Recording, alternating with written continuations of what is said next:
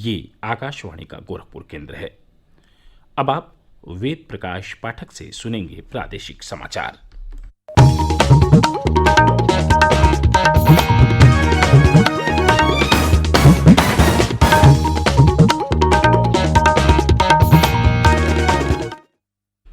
पहले मुख्य समाचार।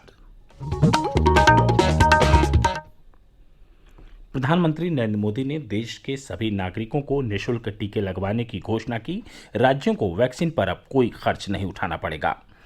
केंद्र सरकार ने प्रधानमंत्री गरीब कल्याण अन्न योजना को दीपावली तक बढ़ाया। देश के 80 करोड़ लोगों को नवंबर तक मिलता रहेगा निःशुल्क अनाज। मुख्यमंत्री योगी आदित्यनाथ ने सभी नागरिकों को निःशुल्क टीका लगाने की केंद्र की घोषणा के लिए प्रधानमंत्री का आभार जताया। कहा, देश प्रधानमंत्री के नेतृत्व में कोरोना की दूसरी लहर को भी नियंत्रित करने के करीब है और प्रदेश में कोविड से स्वस्थ होने की दर बढ़कर 97.8% हुई। कोरोना मरीजों की संख्या घटकर 15,681 रह गई।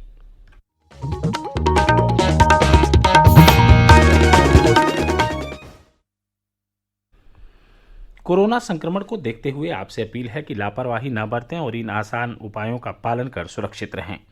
मास्क लगाएं, 2 गज की सुरक्षित दूरी बनाए रखें, बार बार हाथ धोएं तथा साफ सफाई रखें और टीका लगवाएं। लोगों को कोविड से संबंधित जानकारी देने और उनके मार्गदर्शन के लिए राष्ट्रीय हेल्पलाइन कार्यरत है। इसका नंबर है 011-2397-8046 और 1075। राज्य हेल्पलाइन नंबरों पर भी संपर्क किया जा सकता है। नंबर हैं 1800-180-5145 तथा 6389300137 और 0522452300। इसके अलावा 052226100145। और अब समाचार विस्तार से। प्रधानमंत्री नरेंद्र मोदी ने कहा है कि 21 जून से टीकाकरण की पूरी जिम्मेदारी केंद्र सरकार उठाएगी। इसके लिए राज्यों के साथ मिलकर दिशा निर्देश तैयार किए जाएंगे। कल राष्ट्र के नाम संबोधन में श्री मोदी ने कहा कि केंद्र सरकार देश के सभी नागरिकों के लिए मुफ्त वैक्सीन उपलब्ध कराएगी। 21 जून सोमवार से देश के हर राज्य में 18 वर्ष से ऊपर की उम्र के सभी नागरिकों के लिए भारत सरकार राज्यों को मुफ्त वैक्सीन मुहैया कराएगी। श्री मोदी ने कहा कि राज्यों की मांग को देखते हुए ही टीकाकरण अभियान का 25% काम राज्यों के हवाले किया गया। इसके बाद राज्यों को इस व्यापक अभियान की कठिनाई और विश्व में वैक्सीन की उपलब्धता की वास्तविक स्थिति की जानकारी हुई। इसलिए राज्यों ने 1 मई से पुरानी व्यवस्था को लागू करने की मांग शुरू कर दी। प्रधानमंत्री ने कहा कि नई व्यवस्था में भी निजी अस्पतालों में वैक्सीन लगवाने की सुविधा जारी रहेगी और इसकी निगरानी राज्य सरकारें करेंगी। जो व्यक्ति मुफ्त में वैक्सीन नहीं लगवाना चाहते, प्राइवेट अस्पताल में वैक्सीन लगवाना चाहते हैं, उनका भी ध्यान रखा गया है। देश में बन रही वैक्सीन में से 25% प्राइवेट सेक्टर के अस्पताल सीधे ले पाए, ये व्यवस्था जारी रहेगी। प्राइवेट अस्पताल वैक्सीन की निर्धारित कीमत के उपरांत एक डोज पर अधिकतम 150 रुपये ही सर्विस चार्ज ले सकेंगे। प्रधानमंत्री ने कहा कि देश में 3 और वैक्सीन पर काम चल रहा है। वैक्सीन की उपलब्धता बढ़ाने के लिए विदेशों से वैक्सीन आयात पर भी काम चल रहा है। उन्होंने कहा कि देश में नेजल यानी नाक से देने वाली वैक्सीन पर भी तेजी से काम चल रहा है। प्रधानमंत्री ने कहा कि बच्चों पर वैक्सीन की सुरक्षा निर्धारित करने के लिए परीक्षण शुरू हो गए हैं। उन्होंने कहा कि अगले कुछ दिनों में वैक्सीन की उपलब्धता बढ़ाई जाएगी। प्रधानमंत्री ने कहा कि पिछले करीब 1.25 साल में देश में स्वास्थ्य संबंधी बुनियादी ढांचे में महत्वपूर्ण सुधार हुआ है। प्रधानमंत्री ने कहा कि करीब 1.5 वर्ष के अंदर स्वदेशी वैक्सीन बनाकर भारत ने पूरी दुनिया को अपनी क्षमता दिखाई है। भारत ने 1 साल के भीतर ही एक नहीं बल्कि 2 made in India vaccine launch कर दी। हमारे देश ने, देश के वैज्ञानिकों ने ये दिखा दिया कि भारत बड़े बड़े देशों से पीछे नहीं है। आज जब मैं आपसे बात कर रहा हूं तो देश में 23 करोड़ से ज्यादा वैक्सीन की डोज दी जा चुकी है। श्री मोदी ने कहा कि महामारी की इस स्थिति में सरकार गरीबों और जरूरतमंदों के साथ है, इसलिए प्रधानमंत्री गरीब कल्याण अन्न योजना को अब दीपावली तक बढ़ाया जाएगा। इसके तहत इस वर्ष नवंबर तक 80 करोड़ से अधिक देशवासियों को हर महीने तय मात्रा में निःशुल्क अनाज उपलब्ध होता रहेगा। मुख्यमंत्री योगी आदित्यनाथ ने केंद्र सरकार द्वारा देश के सभी नागरिकों का टीकाकरण निःशुल्क करने की घोषणा के लिए प्रधानमंत्री नरेंद्र मोदी का आभार व्यक्त किया है। उन्होंने कहा कि देश प्रधानमंत्री के नेतृत्व में कोरोना की दूसरी लहर को भी नियंत्रित करने के करीब है। उन्होंने कहा कि प्रधानमंत्री के नेतृत्व के कारण ही अब राज्यों को वैक्सीन पर कोई खर्च नहीं उठाना पड़ेगा और केंद्र सभी राज्यों को निःशुल्क वैक्सीन उपलब्ध कराएगा। श्री योगी ने प्रधानमंत्री गरीब कल्याण अन्न योजना को दीपावली तक बढ़ाने के लिए भी प्रधानमंत्री का आभार व्यक्त किया।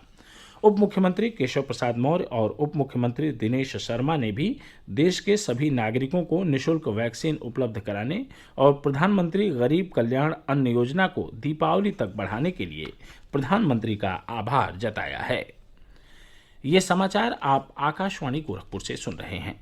यह समाचार बुलेटिन हमारे YouTube channel AIR news Gorakhpur और ट्विटर हैंडल AIR न्यूज़_GKP पर भी उपलब्ध है। प्रादेशिक समाचारों के इस बुलेटिन में आपका फिर से स्वागत है। प्रदेश में कोविड से स्वस्थ होने की दर बढ़कर 97.8% हो गई है। दैनिक संक्रमण दर में गिरावट जारी है और एक दिन पूर्व यह 0.3% रही। पिछले एक दिन में राज्य में कोरोना संक्रमण के 727 नए मामले सामने आए, जबकि इस दौरान 2,860 लोग स्वस्थ हुए। प्रदेश में कोरोना मरीजों की संख्या घटकर 15,681 रह गई है। एक दिन पूर्व महामारी से 81 लोगों की मृत्यु हुई। अपर मुख्य सचिव स्वास्थ्य अमित मोहन प्रसाद ने कल बताया कि प्रदेश में कोविड नमूनों की जांच का कार्य लगातार चल रहा है। उन्होंने बताया कि एक दिन पूर्व राज्य में 2,80,220 नमूनों की जांच की गई। अब तक कुल 5,16,22,903 नमूनों की जांच की जा चुकी है।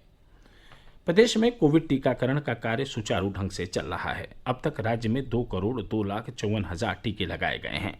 इनमें से 1,66,25,016 लोगों को टीके की पहली खुराक और 36,28,984 लोगों को टीके की दूसरी खुराक दी जा चुकी है।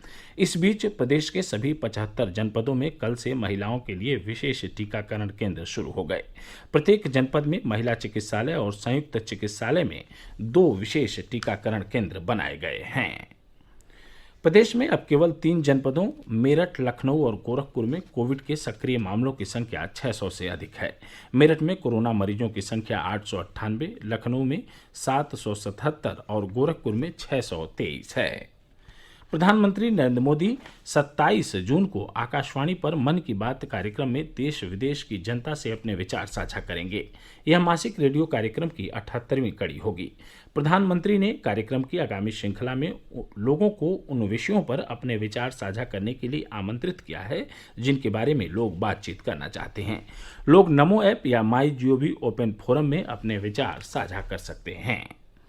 केंद्रीय माध्यमिक शिक्षा बोर्ड CBSE ने 12वीं कक्षा के छात्रों के प्रैक्टिकल और आंतरिक मूल्यांकन के अंक अपलोड करने की अंतिम तिथि बढ़ाकर 28 जून कर दी है।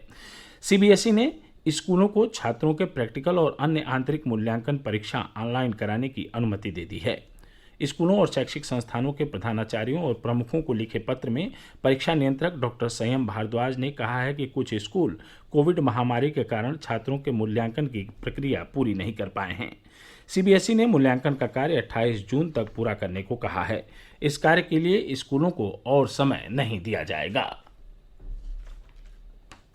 वाराणसी के जिलाधिकारी ने गंगा नदी में हरे शैवाल यानी काई पाई जाने पर घटना की जांच के लिए 5 सदस्यीय दल का गठन किया है। यह दल हरे शैवाल के गंगा घाटों पर पहुंचने के कारणों की जांच कर 3 दिनों के भीतर अपनी रिपोर्ट प्रस्तुत करेगा। और अंत में इस बुलेटिन के प्रमुख समाचार एक बार फिर से सुन लीजिए। प्रधानमंत्री नरेंद्र मोदी ने देश के सभी नागरिकों को निःशुल्क टीके लगवाने की घोषणा की। राज्यों को वैक्सीन पर अब कोई खर्च नहीं उठाना पड़ेगा। केंद्र सरकार ने प्रधानमंत्री गरीब कल्याण अन्न योजना को दीपावली तक बढ़ाया। देश के 80 करोड़ लोगों को नवंबर तक मिलता रहेगा निःशुल्क अनाज। मुख्यमंत्री योगी आदित्यनाथ ने सभी नागरिकों को निःशुल्क टीका लगाने की केंद्र की घोषणा के लिए प्रधानमंत्री का आभार जताया। कहा, देश प्रधानमंत्री के नेतृत्व में कोरोना की दूसरी लहर को भी नियंत्रित करने के करीब है और प्रदेश में कोविड से स्वस्थ होने की दर बढ़कर 97.8% हुई। कोरोना मरीजों की संख्या घटकर 15,681 रह गई। इसके साथ ही प्रादेशिक समाचारों का यह बुलेटिन यहीं संपन्न हुआ। नमस्कार।